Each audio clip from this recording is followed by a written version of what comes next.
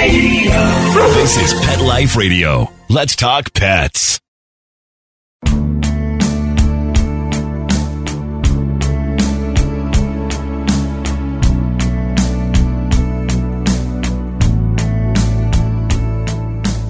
Yes, everybody! You know the drill. We've started this podcast to help anyone who is remotely interested in trapping and neutering animals. We're the help we did not receive when we first wanted to get involved, and we want to be your new besties in the TNR world. I'm Alex, one of your hosts for this ride, and I'm so grateful to have Adele by my side. Hey, Adele! Hey, Alex, how's it going? Good! How are you calling us from Paris? I'm okay, just eating croissants and looking at pigeons and stuff. Just living the life. Living the life. How about you, Sterling? How are you? I am good. I cannot complain. Cannot complain at all. Yeah, because today we're joined by the TrapKing himself, Sterling Davis. Adele, do you want to introduce him? Sure, of course. So yes, today we are with Sterling. You guys might know him as the TrapKing. He is the founder of his organization called TrapKing Humane Cat Solutions, which is a TNR-focused organization he launched back in 2017. And since then, he's been featured on shows like Cat People on Netflix, spoken at major events like CatCon, and helped thousands of people learn how to trap and care for community cats. And with his work, he's not only spreading awareness about the importance of TNR worldwide, but he's also breaking stereotypes, proving that you don't lose cool points for compassion. I love that motto. So, Sterling, thank you so much for joining us. We're so happy to have you.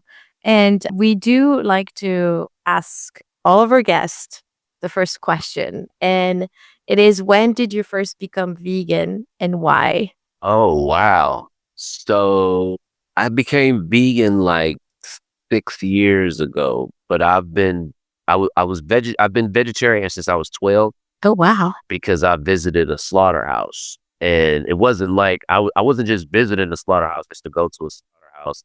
I actually it was an interview that I was doing, like a writing contest at my school. And if you won the writing contest, you got to do an interview with a popular magazine. And the person that I was interviewing was a man named Marcus Rothbard. He was the founder of Cattleman's Meat Company. So I was going to interview him about surviving concentration camps and coming over to America and being successful. But he owned a meat company, Cattleman's Meat Company, and that's where I interviewed him at. So while waiting for him to come to the interview, being a young kid, I walked around and saw some stuff, and that did it for me. I went home that day after that interview and told my mom I'm not eating animals. Nobody else in my family was vegetarian, vegan, or any of that. But from what I saw, I was like, oh, I can't eat animals no more. That's it. So I was vegetarian at 12, and I went completely vegan about 6 or 7 years ago. Wow, good for you. And actually, I have a question about that. And I think we've talked about it in person, but there's not actually that many vegans in the animal rescue world. I wish there would be more, but Adele and I are, you are. And I was just wondering if you had an idea of why other people who rescue animals are not actually making that connection. I don't know. It's a little weird. It's a little weird that they don't. I would expect more. Even a lot of events that I go to, rescue events, they don't have vegan options, or they have very few vegan options. So it's a little weird. I'm not actually sure, but it helps. It helps my argument because I get attacked by bird people a lot doing TNR. Like, bird people are always mad. They're like, you helping the cats, you hurting the birds, and they always argue me down. And I've had to end the debate a few times with, do you eat chicken? So that is a pretty good argument. Nice one. Because if you eat chicken, then you might not like the birds as much as me, actually. So I've had to end the argument with that a few times. I don't know why. Argument. Yeah, no, I don't know why either. Adele, do you have any thoughts on that? Like, why do people rescue cats and dogs but don't actually make the connection with like pigs or cows or, It's hard to say. I mean, for a lot of people, it seems like easier to care about dogs and cats. And also it's kind of a cool thing, right? Like, a lot of people care when they talk about loving animals, they talk about dogs and cats. These are the animals that are frequently in our lives. But I mean, we see the same for others, like pigeons, for example. Like, these wild bird people, they probably don't care about pigeons, but they're around us all the time. And I don't know. It's probably very complex and varies place to place. But yeah, I think it's probably easier. Like it doesn't take anything from you to say like I love dogs and cats, and you don't have to harm them in your day-to-day life. It's easy to avoid it. But if you don't want to be involved in harms to other animals, you have to make actual changes to your life. And it's a little bit like TNR in ways, I think. Like a lot of people say they love animals, but they don't necessarily go out and rescue them or do TNR or things like that. So it's almost like an inaction versus an action. One's easier, one's not. Yeah, but it's complex. What do you think? Yeah, but I do agree. And I do think that even though if people can't be vegan, if at least they can offer more vegan options, especially what you were saying, Sterling, in those like animal welfare conferences or any events, if we can have more vegan options, would appreciate it. And then maybe that will turn a few more people vegan, you know? So thank you for being vegans, though. Thank you for being vegan for the animals. And we do appreciate you. And more about your story. So you went from being a rapper to a cat trapper. So how did it all start? Yeah, rapper to cat trapper. I've been doing music my whole life. And I actually been loving cats my whole life, but I never thought that would be my thing, a profession. I didn't know it was a profession. I didn't even know what TNR was until sometime in my 20s, late 20s, I guess. But yeah, I was actually in between tours. I was on a break and I just saw an ad in Craigslist to help out. So I was thinking about doing a job for about 2 months until I went back on tour, and I saw the ad on Craigslist that it was like, come help out, scoop litter, and take care of some cats at a local shelter. And I was like, cool, because at the time I had a cat named Rick James, and I was like, cool, I could just go do this for 2 months. This is easy. I got cats. I love cats.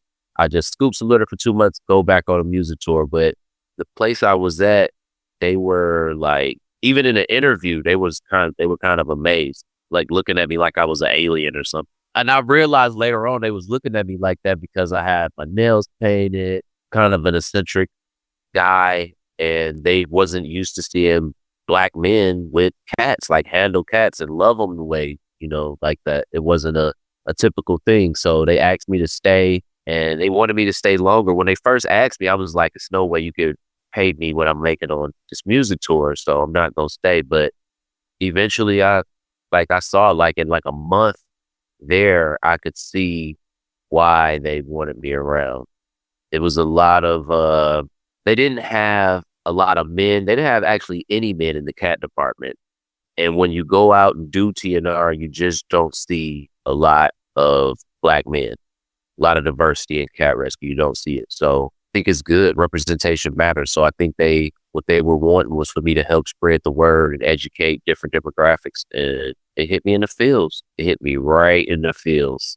And here you are now, running your Here I own am now, and charity, doing TNR yourself.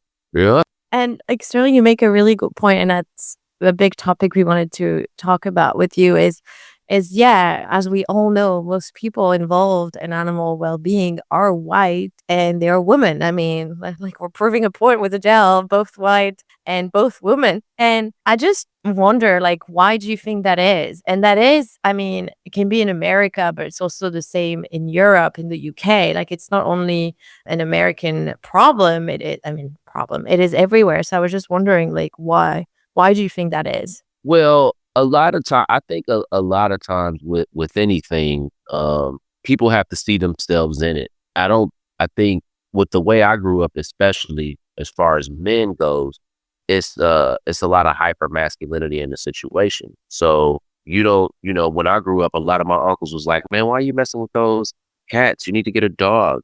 A man should have a dog. I even speaking at schools before, with our buddy Mary, we went to a school one time. And I spoke at the school and about TNR and cat rescue, and a young boy came up to me and he literally thought that all cats were female and all dogs were male. He thought all dogs were male, all cats were girls. And this is what he wild. Thought. This young kid, this is what he thought. This is how hyper masculine the situation is. So I think that's one of the reasons why it's women, is because we put a gender, we put a sex as if a man can't paint his nails or have a cat, So I think that's one of the reasons why I saw women. I think with race, it's more just culturally a lack of education. I'm working on something right now, like something similar to called Cat is the New Black, kind of trying to debunk the relationship between Black people and cats. I think it's education. If you're in underserved communities, Black and brown communities a lot of them are underserved, and you become desensitized to it. Growing up, you'll see a possum or a raccoon in the street or a cat, and they've been hit by a car, and you're used to seeing it. Nobody comes and cleans it up or do anything. So you just get used to seeing it. You don't care. It's just a part of everyday behavior. So we taught to love the dogs, but we don't get into the cats. So I think it's between education, a lot of, like I said, hypermasculinity, as far as why we see just one demographic in something. And I think that's bad. I think the best communities, the most progressive communities or situations are diverse. So Agreed. we gotta help our trap queens out.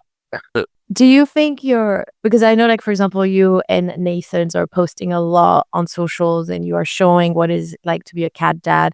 And I know there's more and more cat dad people growing on social media. So do you think, at least for the men part, things are changing? I know there's more men adopting cats. We've seen that. I don't know about if there's more men involved in animal rescue yet. I know it's changing with being a cat dad, but are they involved yet? It's slow.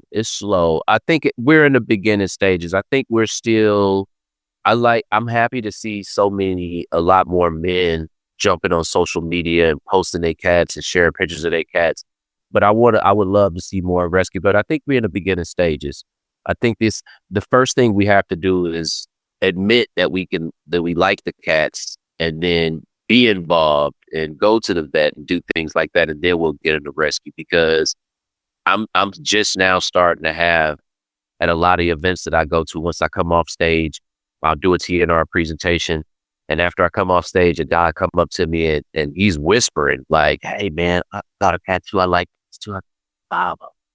And I'm like, "Hey, why are we whispering about it? You could just say that you like cats and stuff. It don't have to be a secret." Like, so I think we're in the beginning stages of liking, knowing that it's okay, that your masculinity isn't going to fall off if you adopt a cat and you like a cat. So I think we're in those beginning stages. And once we get to that, more men will understand the rescue, because that's how it was for me. I love cats, but I didn't know anything about it. So even the cat Rick James that I talked about, I bought him from a breeder. I had him declawed. And those things are bad. I didn't know that you should adopt and not shop. I didn't know that declawing the cat is the equivalent of taking the tip of your finger off. I didn't know that, but I love cats and I wanted a cat. So early on, I just had to like cats, and then I gradually learned what was right and wrong and the rescue way with things. So I think we getting there. I would love to see more in rescue and not just saying, "Look, I'm on Instagram with a cat." Speaking of that, what do you guys think about, because of like how few these groups of people are in the world of rescue, when they do enter, do you see any trends with like men will tend to get like popular faster, get more attention, versus like all the women who are active in the field? Like, is there any disparity there or not? Oh yeah, I get a lot of I get some slack about that too, but it's human nature. It's life. I mean, if you look at Eminem with rap, he's a white man in hip hop, and he blew up and got big, and it's probably because he's so different. But at the same time, is he good? He is good. He is good for hip hop. He's great at hip hop. He's one of the greatest. So I think it's the same way. Men will come into cat rescue and get more attention because it's so different. I know that I get a lot of attention because I'm a man and because I'm a man of color. But at the same time, like I said with Eminem, it's good for it, because what's bigger than me is the overall mission of spreading the word. So if I'm a tool to get it to different demographics in different areas, but I'm no better than the women.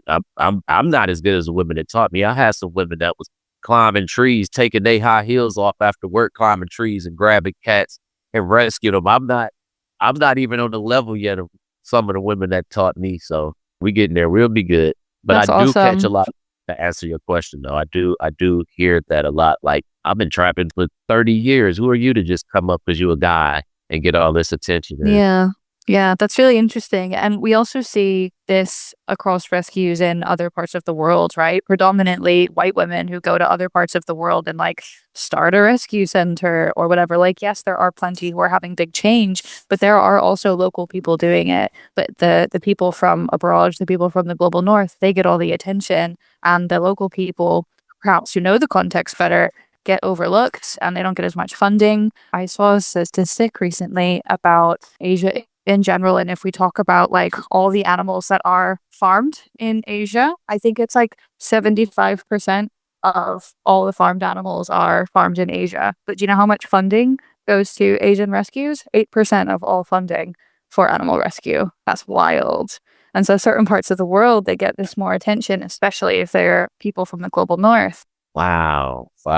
That is, but I think we need to, I can't, like I said, the attention, those that are getting the attention, I hope that they're working with rescue and shining a light on other people. Cause that's a lot of what I try to do is I do a lot of fun stuff, fun videos with Nathan, my brother Nathan, the cat lady, and Drennan. And I do a lot of fun stuff like that to build the platform on social media. But my main goal is to spread the word, to educate.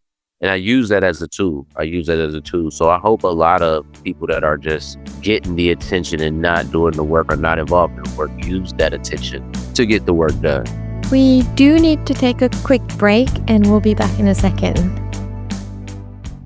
Real people, real stories. Our little dog developed this lymph problem. The chemotherapy lasted for 6 months, started developing more lymph nodes. So I thought I'd just try carnivore. The lymph nodes started to go down. Then I took him into the vet to have him checked out, and there was no signs at all inside. My cat had issues that developed in his eye, and 3 months later, my veterinarian said, let's go ahead and remove the eye. I heard the carnivore on advertising, so I said, you know what? I'm going to order this product. They did the procedure. They did all the tests, and they said, I don't know what you did.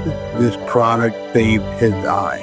I've got a Labrador. She could hardly lift herself up off the floor. The treatment was chemotherapy. That's when I said, this could be the ticket. About 3 weeks, you could tell she was very alert. She was going on a 5-mile walk. She is just like prime again. Call 866-836-8735. That's 866-836-8735. Or visit carnivore.com. That's carnivora.com. Use promo code PETLIFE at checkout for 15% off your order at carnivora.com. Let's talk pets. Let's talk pets On Pet Life Radio. Pet Life Radio. PetLifeRadio.com.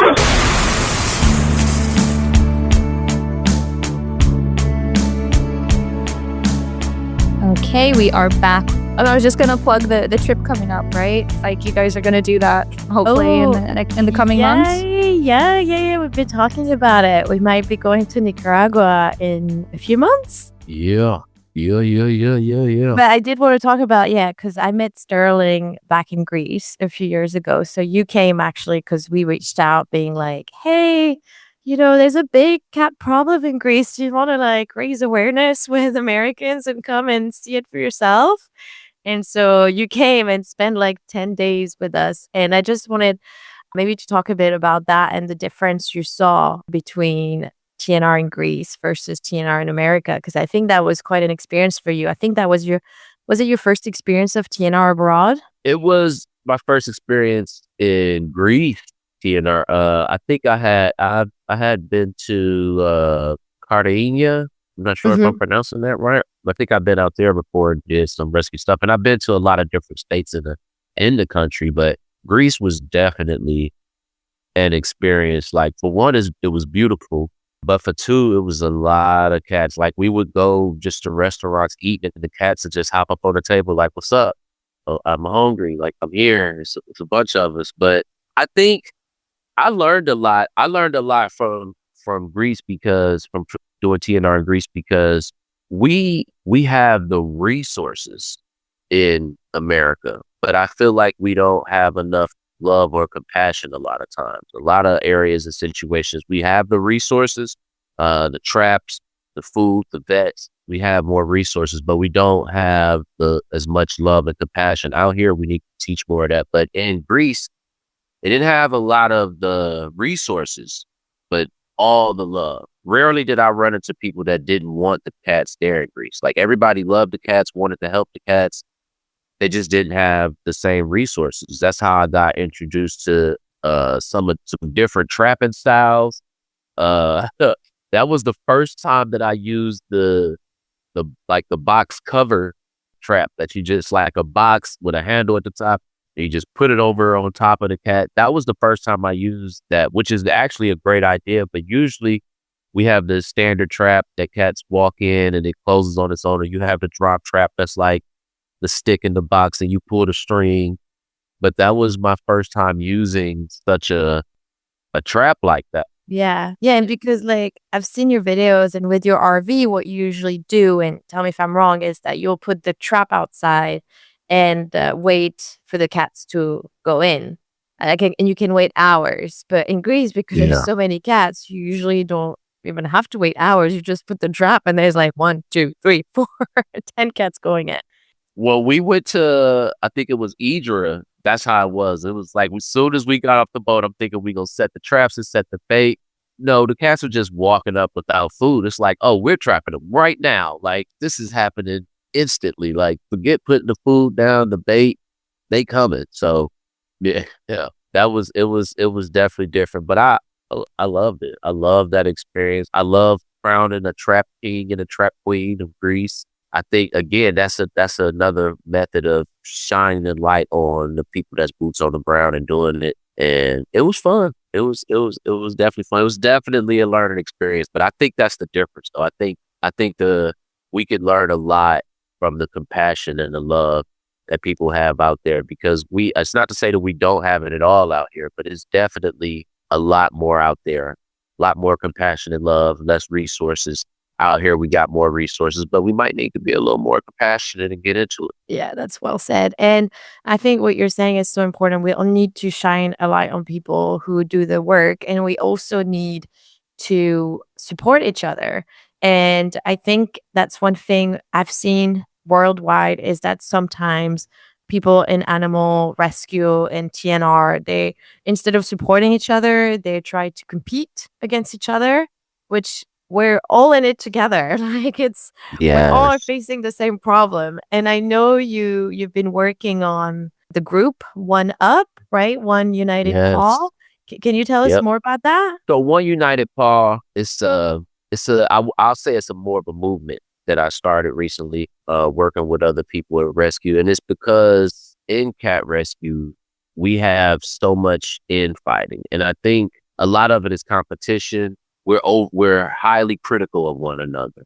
And I think compassion fatigue and burnout comes from that. Like, compassion fatigue and burnout in animal rescue, when we go in, we expect to see the animals with the busted eye and they're starving, or they're too skinny, or they hurt. We expect to see that. That's probably why a lot of us got into rescue. But what we don't expect is when someone doing the exact work that we're doing working against us in ways that it's like, I've been on social media, I've seen people go on another rescuer's post and say, oh, you just rescued 2 cats? That ain't nothing. I did 30 yesterday in a day. I saved 30 cats in one day, and you over here posted 2 cats. Big deal, whoop-de-doo. And you know, that person that rescued 2 cats is now like, well, damn, maybe I should just stop. Maybe I'm not helping. That's where the compassion fatigue and burnout comes from. That's where a lot of people might get started and stop. But if you rescue 1 cat, you're doing great. You're doing good. It's not a competition. And I think that's probably one of our biggest enemies in cat rescue. And that's what One United Paw is about. One Up is about bringing people together. If you love animals, if you love cats, you love rescue, some people can't do TNR. Some people can do foster. Some people can do the adoption. Some people might just have the space for TNR cats to heal. But together we're stronger. And that's what One United Paw is really trying to get people to work together and stop the infighting. It's going nowhere. It's really hard to educate other people, get more people engaged if we're fighting. I go in a lot of areas and speak, and I've heard so many people say to me, just like they tell me with the vegan community, like, y'all vegans and animal people crazy. Y'all fighting each other. So why do I want to come be a part of that if y'all fight each other all the time? Why would I want to be a vegan if you just do this to me about every time you see me eating meat? So I think we need to be more compassionate about delivering our message the way we are with the animals and working together more. So that's what One United Paw is about. I'm actually getting ready to go to Tennessee for an event called the Ultimate Cat Conference, and I'll be speaking a lot about that. The Ultimate Cat Conference in Tennessee, y'all got to check that out. It's going to be big. It'll be myself, Kitten Lady will be there, Jackson Galaxy will be there, my buddy Nathan, of course. I can't go nowhere without Nathan. Yeah, exactly. You guys are always together. Yeah, that's like, we attached at the hip. People start to see me now and they just look at me, and before they say hi, Sterling, they like, where's Nathan? How do people join that One Up movement if they want to? Like, is there any steps? Well, right now we just started our Instagram page, and we want people to come on to the Instagram page. And if you have any stories or messages, anything that represents collaboration over competition, working together, or stories where people weren't working together and now they came together, any collaboration stories, we're asking to have them sit to the One United Paw Instagram page. So that's where we started off now, because we want to share those stories. I love those stories. I'm a big crier. Like, I cry over every dang on thing. And so I love when I see those stories or hear them when people were fighting or didn't like each other. And now it's like, you know what? Listen, you got the transportation. I got the traps. Let's work together. Let's squash the beef and let's make it happen. I love situations like that, because that's how I am. I'm gonna squash the beef. Like, I'm not gonna stay bad. We're gonna hug it out eventually.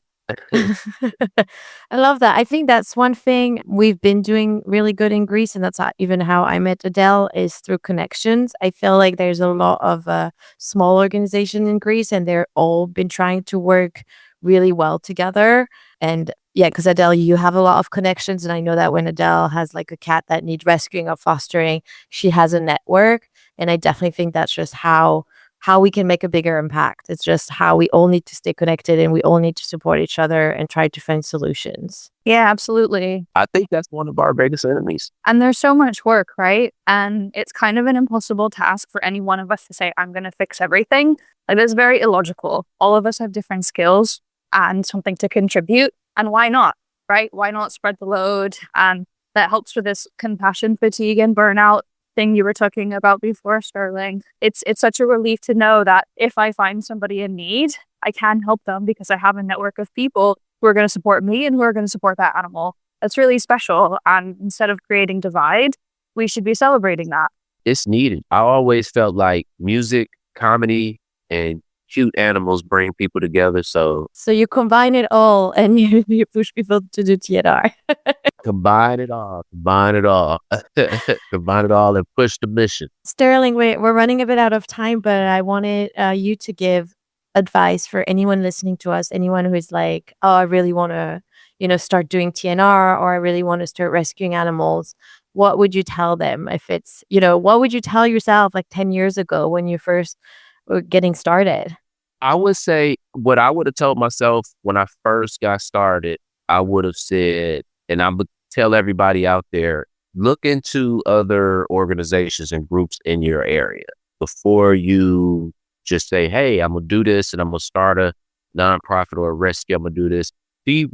See who's in your area and what's needed. Because a lot of the infighting that we have a lot of times is because you'll have an organization, a rescue organization, people who disagree in that organization, and then they'll leave and in that same area start their own rescue. So now you can have, within a 20 to 50 mile radius, you have 4 or 5 TNR rescue groups doing the exact same thing. And so now they're competing over resources. They're fighting over whose cat this is or what this is. So if you want to get started, look and first learn and find your niche and see who else is out there doing it. Like if you have 2 TNR groups in your area, then you probably should be an adoption group. or a foster rescue, but you probably shouldn't be another TNR group because they have that already. So you want to add and help the mission.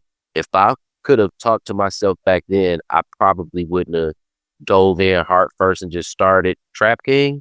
I probably would have worked with other organizations because I didn't know that most cat rescue boards have probably no men and no people of color, and they need the diversity. They do. And they needed a TNR guy like myself. So instead of me starting my own TNR group in the midst of other TNR groups, I probably would have did that. So I would say, look around in your area, your community, see who's doing what, and see what the area really needs. Instead of just saying, I can do that better than them, or I can do that like they do it. I'm going to do one too. That probably isn't helping as much. If you got a bunch of people doing TNR, somebody need to do bottle baby fostering. And I'm telling you, bottle baby fostering ain't no joke. Everybody needs some bottle baby fostering. You want to wake up every 2 hours with mixing KMR anal glands on your fingers? Got a job. That's very Got true. a job. And where can people find you if they want to learn more about you, more about what you do, if they want to see you singing? Where can they find you? Check me out. Definitely. I'm on all social media platforms, TikTok, Instagram, Facebook as the original TrapKing. I just did a documentary that it's kind of a tearjerker on Disney Plus called Pets. It's called Pets. And I just did that. Netflix Cat People. You'll see both. When does the Disney Plus documentary come out? It just came out this year. Just came out this year. So yeah, you can check it out on Disney Plus, but it's called Pets, and it's like a love letter to our pets. And I'm on there doing TNR and cat rescue, of course, but it's a lot of other people on there. I'm telling y'all now, it's a tearjerker because it's some kids on there with their pets, and it's gonna punch you in the feels. Oh, thank you so much, Sterling. Thank you so much for joining us on this adventure. We're so excited about it, and I would love to hear about what you have to say about TNR or starting your own rescue, or any questions you have for us or for Sterling. So don't hesitate to send us a message on Instagram, Facebook, or every platform. Thank you so much, Sterling. Thank you for having me here. Bunch of slow blinks, good people. Thank you. See you all at our next episode, and in the meantime, stay out of trouble and keep trapping to save the streets one animal at a time. Let's Talk Pets every week on demand, only on PetLifeRadio.com.